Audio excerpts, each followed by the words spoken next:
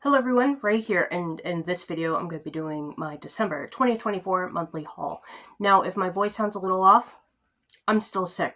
I haven't gotten better. I've been sick through pretty much the entirety of December. I am feeling better now, but whatever I got sick with at the end of December, it's not what I had going into December. Whatever I caught, everyone caught it. I don't know what it is, because I didn't bother going to the doctor this time. But everyone in my house caught it, and everyone in my work department caught it too. My understanding, it could be some kind of pneumonia, because the main thing was fluid buildup in the lungs with a lot of coughing. But what was weird about it is it also came with loss of appetite and fevers. Really high fevers. Yeah, I don't know. It was strange. Here's hoping that 2025 treats me better. I don't know what the hell was going on in 2024, but 2024 was trying to kill me. I have never been sick that many times in my life before. I'm not somebody who gets sick. Okay, so we're gonna start with what I got for Christmas. I got a couple of gifts here. I'm gonna start with what Miranda of Miranda's Movie Madness sent me. She sent me two titles.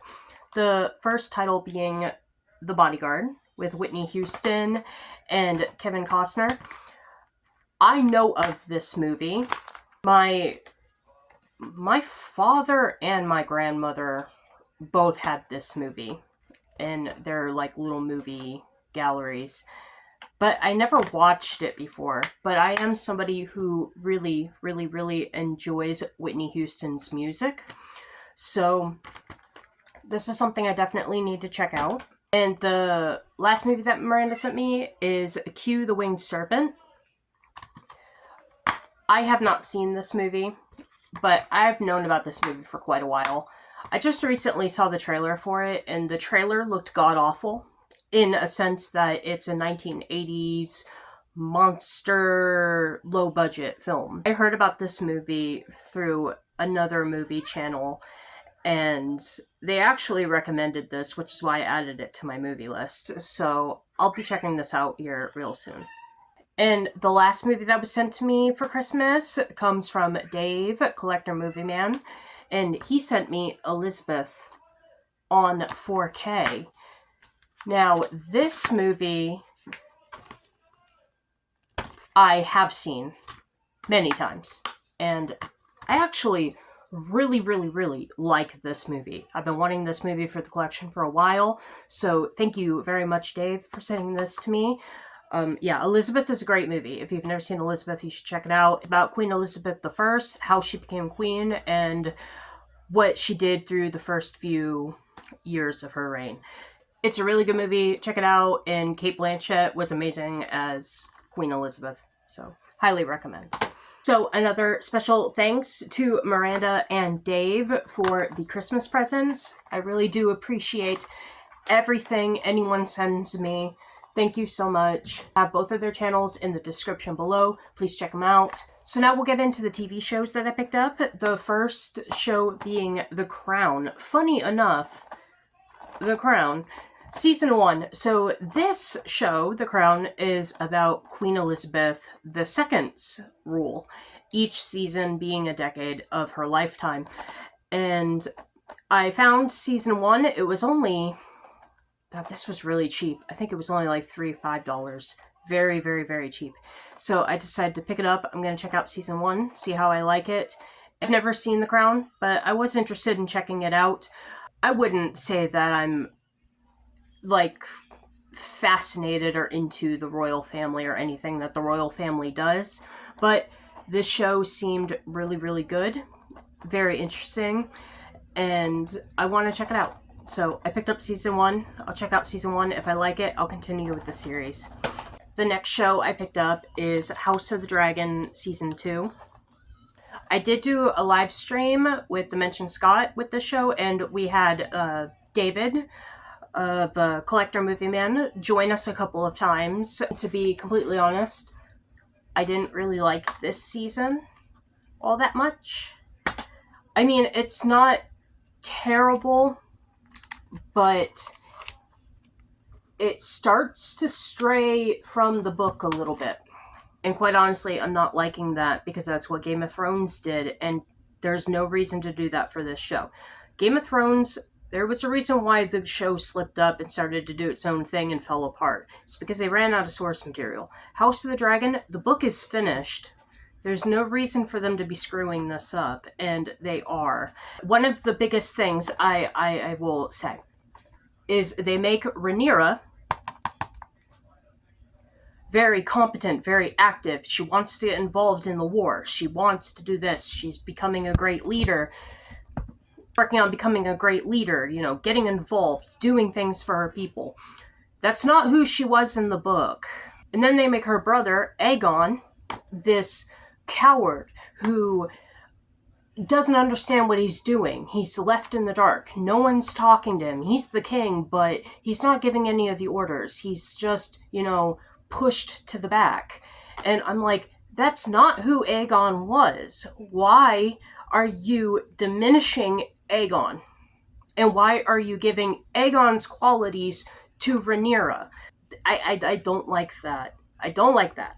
So I don't like what they're doing with Aegon, and I don't really have a problem with them making Rhaenyra more active in the war, because in the book, she did absolutely fuck all. Sat at Dragonstone, did nothing, got fat, and didn't do shit. Okay? So making Rhaenyra a bit more active isn't necessarily a problem, but when you demean one character and give all that character's qualities to another character that doesn't deserve it, yeah, why couldn't you make Rhaenyra and Aegon both competent rulers? Like, Aegon actually went to war with his men.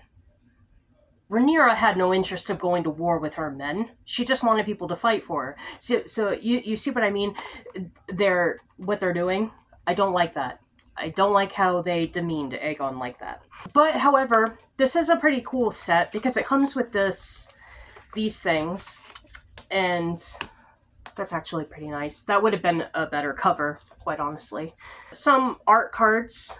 There we have Odo and who people like to call Little Toe, because he's basically the little finger of House of the Dragon. Then we have a picture of Aegon with Sir Christian Cole. Sorry. And here we have, that's Aemond. I almost said Daemon, but that's Aemond. Aemond's a cool character. I really like Aemond. Alicent. I like Alicent a lot. I think the show's actually doing Alicent pretty well. Rhaenyra. Daemon. Probably my favorite character in the show. And then here we have Rhaenys and Corlys. Her character's fight scene in the show was done quite well, but it's very different than what happened in the book. Rhaenys and Aegon actually fell really fast in the book. Like, how the fight was, like, when their dragons were fighting, like, Rhaenys' dragon was, basically kicking Aegon's dragon's ass, but then, Vhagar came down and crushed them both, and brought them both down, and that's how the fight, like, ended in the book. It was very fast. Like, the fight did not last long at all. But in the show, they dragged it out to make the dragon fighting seem a little, I guess more entertaining. And I don't know, they kind of made Rhaenys' character a little stupid. I don't know. I guess they tried to play it off as like she was courageous, because even in the book she knew she wouldn't win the fight, but she flew her dragon to war anyway. But what she did was just pure stupid. Yeah, she actually flew her dragon right into Vhagar, which is not something that she did in the book, and there's no way that her dragon would have beat Vhagar. I don't know, it's just something they did in the show, creative license, that just didn't make a whole lot of sense. And there we have Jace, and I forgot that bitch's name. She's not important, really. So I like the addition of this little art card. However, I don't like how they made the case so big, because you fit this and this into here. And it's too big. It's overly big. And everything just falls right out of it. What they should have done was just had this separate in the back. And just had the slipcover. But it's whatever. But yeah, House of Dragon Season 2. Wasn't the biggest fan of this season. I'm hoping Season 3 is better. And God, please, just go back to the book. Okay? I understand that you have to change a few things, but you're changing too much, and it's bad. It's not good changes. Okay, and on to just the regular Blu-rays I picked up. I think these are all Blu-rays. Yeah, I didn't pick up any 4Ks this year, which is unfortunate, because I wanted this on 4K. But my Walmart didn't have it, and I didn't feel like traveling or ordering it offline, so I just picked it up. But I got The Wild Robot. This is something I really wanted on 4K, but I have it on Blu-ray. Maybe I'll upgrade it if I come across it.